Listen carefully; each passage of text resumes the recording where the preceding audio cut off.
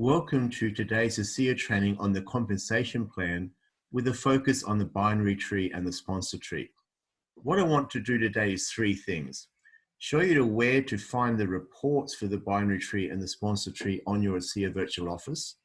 Secondly, I want to show you, on the compensation plan itself, which parts of the compensation plan are affected by which of these trees.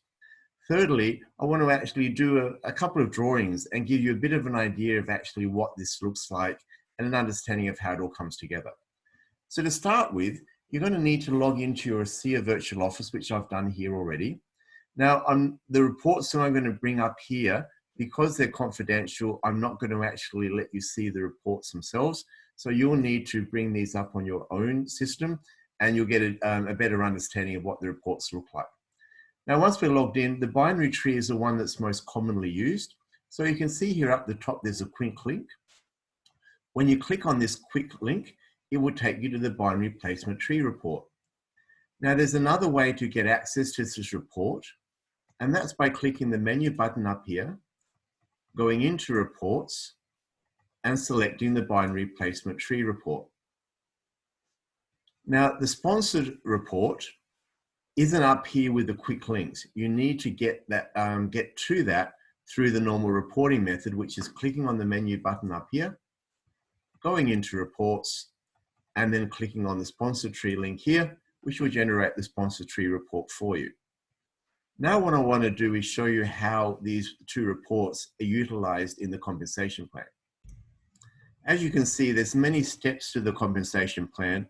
I want to focus on three in particular. Step 5, team commissions, uses a binary tree. Step 6 and 7, the executive momentum pool and the check match, are what uses the sponsor tree. Now let's look firstly, what does a binary tree look like? We're going to assume that person X introduces you into ASEA.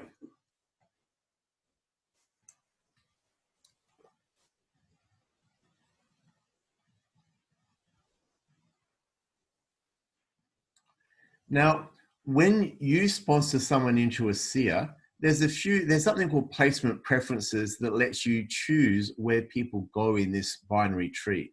You can force people to go on the left, force people to go on the right, or choose balance, which will let the ASEA software choose people for you automatically. If you do that and choose the default setting, the very first person you sponsor will be placed in the same line as your sponsor. And this, by the way, is called the team leg. Let's say that's A for Adam. The second person you sponsor will be in the other leg, and this leg is called the personal leg. So let's say that's B for Betty. And when you sponsor your third person, ASEA will look at which leg has the least volume and then place the position there. So what is interesting about this binary tree is if your sponsor up here sponsors somebody themselves, they will overflow into your team leg. So you have this concept of overflow where your sponsor and the people above your sponsor can drop people into your leg. Now, this does not happen in your personal leg. Your personal leg must all be people that you personally sponsor or the people that they sponsored. Now, I want to have a look at the flip side of that. If here's your sponsor here, and they sponsor you, so the angle is different. It's basically a mirror image. The first person you sponsor would go down here because this right side now becomes your team leg. The second person you sponsor, Betty over here, would now be on your personal leg. So the personal leg you need to build yourself. The team leg will get overflow from your upline. So that's the key difference there. It's not a significant thing how much you understand that, but there's two versions of it. The leg that will get the overflow from your upline is your team leg. The leg that you need to build yourself is your personal leg. Now I'm going to get rid of that bottom drawing here and explore what's involved with the sponsor tree. So with the sponsor tree, you've got person X here, your sponsor.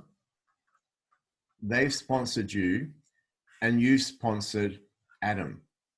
And then you've gone on to sponsor Betty. And you've gone on to sponsor Charlie.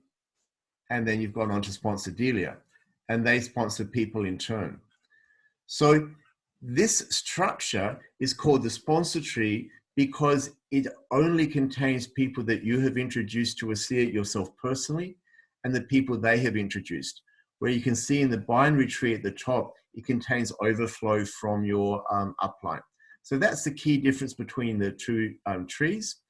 One of them is only used in the team commissions and the other one is used in check match, etc. So just have a look through the compensation plan, go into those reports in your back office, also watch a video on the compensation plan, and hopefully this will come together and make a little bit more sense for you and be easy to manage and understand. Thank you for your time.